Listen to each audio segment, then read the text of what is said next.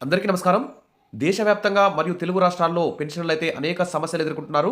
మరి పెన్షనర్లకు సపోర్టివ్‌గా మన ఛానెల్‌లో వీడియోస్ వస్తాయి. పెన్షనర్ల సమస్యలకు సంబంధించి వారి యొక్క డిమాండ్స్ అన్నిటిని కూడా ప్రజాప్రతినిధులందరికీ చేరే వరకు మన ఛానెల్‌లో వీడియోస్ అయితే వస్తాయి. తప్పకుండా సబ్స్క్రైబ్ చేసుకోండి. వీడియోస్ అయితే లైక్ చేస్తూ ఉండండి. ఈ వీడియోకు మరిన్ని లైక్‌లు ఎక్స్‌పెక్ట్ చేస్తున్నాను. ఇక ప్రభుత్వం పెన్షనర్లకు చేదోడు వాదోడుగా ఉండకున్నా గానీ మరి కోర్టులైతే కొంతవరకు పెన్షనర్లకి హెల్ప్ చేస్తున్నాయనే చెప్పుకోవచ్చు. ఇక పెన్షనర్లకు అనుకూలంగా కొన్ని తీర్పులు ఇస్తున్నాయి. మరి కోర్టులు కూడా ఉద్యోగులు, పెన్షనర్లకి సపోర్ట్‌గా కొన్ని ప్రకటనలైతే చేస్తున్నాయి. ఇదొక కీలక పరిణామం అని చెప్పుకోవచ్చు. ఎందుకంటే ప్రభుత్వాలు ఉద్యోగుల యొక్క సంక్షేమాన్ని మర్చిపోతున్నాయి.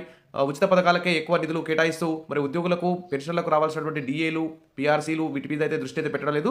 ఇక ఒక ముఖ్యమైన పెన్షన్లకు సంబంధించి ఒక ముఖ్యమైన ఇక్కడ ప్రకటన చూద్దాం.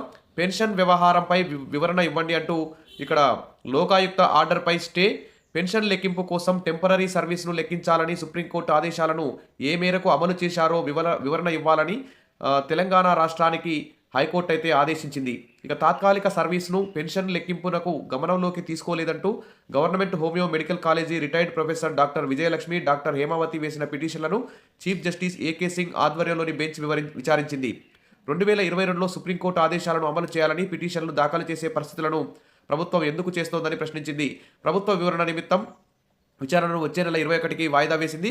ఇక విచారణకు హాజరవ్వనట్టు కూడా ఇక్కడ ఆదేశాలైతే జారీ చేసింది. ఇది ఇక పెన్షన్ వ్యవహారంపై తెలంగాణ హైకోర్టు అయితే తెలంగాణ ప్రభుత్వానికి ఇక్కడ నోటీస్ అయితే పంపించింది. పెన్షన్ లెక్కింపు కోసం టెంపరరీ సర్వీస్‌ను లెక్కించాలని ఆల్రెడీ సుప్రీంకోర్టు అయితే ఆదేశాలు జారీ చేసింది. మరి ఈ టెంపరరీ సర్వీస్‌ని మరి పరిగణలోకి తీసుకుంటున్నారా లేదా?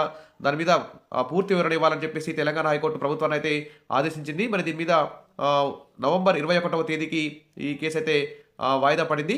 మరి ప్రభుత్వం ఏ విధంగా మరి హైకోర్టుకి నివేదిక సమర్పిస్తుందో ఎదురు చూడాలి. ఇక పెన్షన్ల సంఘం కూడా పెన్షన్ల యొక్క ఆర్థికేతర సమస్యలన్నింటినీ పరిష్కరించే విధంగా చర్యలు తీసుకోవాలని చెప్పి ప్రభుత్వాల మీద ఒత్తిడి తీసుకొస్తున్నారు. అయినా ప్రభుత్వాలు మాత్రం పెన్షనర్లకు ఎలాంటి న్యాయం చేయడం లేదు.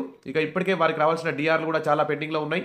పీఆర్సీ ఆలస్యం వల్ల కూడా వారికి పెన్షన్ కూడా పెరగడం లేదు. ధరలు బాగా పెరిగిపోయాయి. కాబట్టి పెన్షన్లకు సంబంధించి రిటైర్మెంట్ బెనిఫిట్స్ కూడా వెంటనే ఇచ్చే విధంగా ప్రభుత్వాలు చర్యలు తీసుకోవాలి. ఇక తెలంగాణ హైకోర్టు కోరిన విధంగా ప్రభుత్వం మరి సుప్రీంకోర్టు తీర్పును అనుసరించి మరి పెన్షన్ లెక్కింపుకు టెంపరరీ సర్వీస్‌ను కూడా లెక్కించే విధంగా ప్రభుత్వం అయితే చర్యలు తీసుకోవాలి. ఈ విధంగా పెన్షన్లకు సంబంధించి ప్రతి అప్డేట్ మన ఛానల్‌లో వస్తుంది. తప్పకుండా సబ్స్క్రైబ్ చేసుకోండి. వీడియోస్ లైక్ చేయండి. మీ ఫ్రెండ్స్‌కు షేర్ చేయండి. Thank you.